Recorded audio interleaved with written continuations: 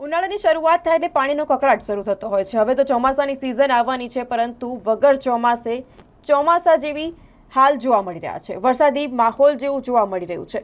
વડોદરા શહેરમાં હજી પણ ઘણા બધા એવા વિસ્તાર છે કે જ્યાં પાણીનો કકળાટ સર્જાતો હોય છે, અને હજી પણ એવા ઘણા બધા વિસ્તારો છે કે ત્યાં પીવાનું શુદ્ધ પાણી મળતું નથી। લોકો પીવાના શુદ્ધ પાણી માટે વલખા મારતા હોય છે, અને તેવામાં વડોદરામાં ભર ઉનાળે વગર ચોમાસે વરસાદી માહોલ સર્જાયો હોય તેવું લાગી રહ્યું છે। અને આ જે વાત કરી રહ્યું છું તે વડોદરાના નર્મદા ભુવન પાસેની વાત કરી રહ્યું છે કે જ્યાં એક પાણીની મેઇન લાઇનમાં પાણીનું જે ભંગાણ સર્જાયું છે, શુદ્ધ પીવાનું પાણી વહી રહ્યું છે, હજારો લીટર પાણી વહી રહ્યું છે। અને આ જે પાણી છે નર્મદા ભુવન પાસે પાણી લાઇનમાં ભંગાણ સર્જાયું હતું, પરંતુ આ પાણી એટલી મોટા પ્રમાણમાં વહી રહ્યું છે કે તે હાલ સયાજી હોસ્પિટલ ખાતે પણ પહોંચ્યું છે। ત્યાં પણ ખાબોચિયા ભરાઈ ગયા છે, અને તેના કારણે ત્યાંથી પસાર થતા જે દર્દીઓ છે, દર્દીઓના સગાવાલા છે, રાહદારીઓ છે, વાહન ચાલકો છે, તેમને પણ અત્યારે હાલાકી વેઠવાનો વારો આપી રહ્યો છે। નર્મદા ભુવન પાસે પાણીનું જે ભંગાણ સર્જાયું છે ત્યાંથી સયાજી હોસ્પિટલ ખાતે પહોંચ્યું છે, અને હવે કાલા ઘોડા સુધી એટલી મોટી પ્રમાણમાં પાણી જે ભંગાણ સર્જાયું છે કે પાણીના ખાબોચિયા હવે કાલા ઘોડા સુધી પહોંચી ગયા છે, અને તેના જ કારણે તમામ લોકો કે જેઓ ત્યાંથી પસાર થઈ રહ્યા છે તેઓને હાલાકી વેઠવાનો વારો આપી રહ્યો છે। એટલે એક રીતે કહી શકાય કે શુદ્ધ પાણી કે જે લોકો વલખા મારી રહ્યા છે તેમને મળતું નથી, ને આવી જ રીતથી પાણીનો વેડફાટ થઈ રહ્યો છે। વડોદરામાં ઠેર ઠેર આવું પાણીના ભંગાણ સર્જાતા હોય છે, ત્યારે ફરી એક વખત નર્મદા ભુવન પાસેથી આવો જ કંઈક જે વિડીયો છે તે સામે આવી રહ્યા છે। શહેરમાં હજી પણ ઘણા એવા વિસ્તાર છે કે જ્યાં નાગરિકો પીવાના શુદ્ધ પાણી માટે વલખા મારી રહ્યા છે, ત્યારે નર્મદા ભુવન પાસે પીવાના શુદ્ધ પાણીની લાઇનના ભંગાણ સર્જાતા હજારો લીટર શુદ્ધ પીવાનું જે પાણી છે ગટરમાં વહી રહ્યું છે। આ શુદ્ધ જે પાણી છે, પાણી એસએસજી હોસ્પિટલના પાસે ખાબોચિયા ભરાયા હતા, જેને લઈને રાહદારીઓ અને વાહન ચાલકોને હાલાકી વેઠવાનો વારો આપ્યો છે। શહેરમાં વગર ચોમાસે જ વરસાદી માહોલ સર્જાયો છે।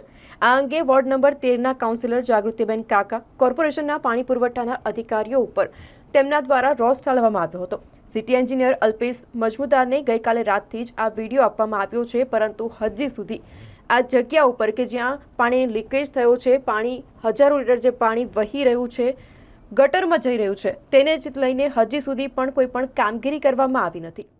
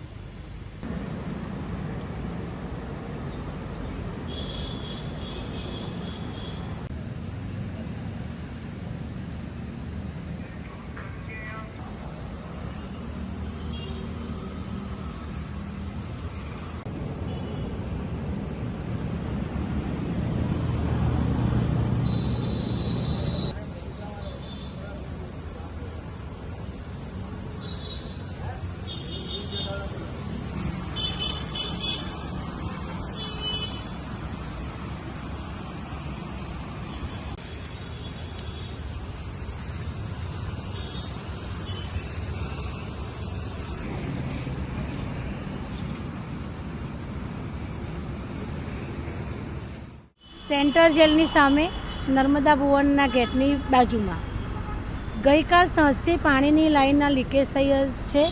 જવાબદાર અધિકારીને ગઈકાલથી રજૂઆત કરેલી છે. એક મીડિયાના માધ્યમથી એક ભાઈએ જવાબદાર અધિકારીને કીધું છે ઉપર, પણ એમણે આંખ આડે કાન કર્યા છે. આજે હજારો લીટર પાણી અહીંયાથી વેડફાઈ રહ્યું છે. સ્થાનિક કાઉન્સિલરોની પણ રજૂઆત સાચી હોય છે કે પાણીની સમસ્યા શું હોય છે એક બેન જ સમજતી હોય છે. બેનની વેદના દરેક બહેનોએ સમજવી જોઈએ. કમિશનરશ્રીને આના માટે મેં સવારે ફોન કર્યો, પણ હજુ સુધી કોઈ અહીંયા આગળ કામગીરી કરવા માટે આવ્યું નથી. એ રીતે વાત કરવામાં આવે કે એક બુખારી પાંખ અને કમિશનર નથી સાંભળી રહ્યા, તો આમ આદમીની વાતો કોઈ સાંભળશે? ચોક્કસ પાણી પુરવઠાના વિભાગના જે કર્મચારીઓ છે એકદમ ખાડે ગયેલા છે. પાણી પુરવઠાને 1919 વોર્ડમાં ફરિયાદ આવે છે કે પાણીની માટેની સમસ્યા ખૂબ મોટી ગંભીર છે, પણ જે પાણી વિભાગના અધિકારીઓ છે એ કમિશનરશ્રીને ગેરમાર્ગે દોરી રહ્યા છે. બીજી વાત કે એસએચ હોસ્પિટલમાં ખાબોચિયા ભરાયા છે, લોકોને આવવા જવામાં તકલીફો પડી રહી છે. ગેટ નંબર 4ની પાસે ખૂબ વધારે માત્રામાં પાણી જઈ રહ્યું છે. હું સવારે અહીંયા આવી તો છેક કાલાગુડા સુધી જઈને આવી, આનો આખો વિડીયો ઉતારી અને મેં સવારે કમિશનર સાહેબને મોકલ્યો છે. ક્યાં સુધી કામગીરી પૂર્ણ થવું લાગે છે?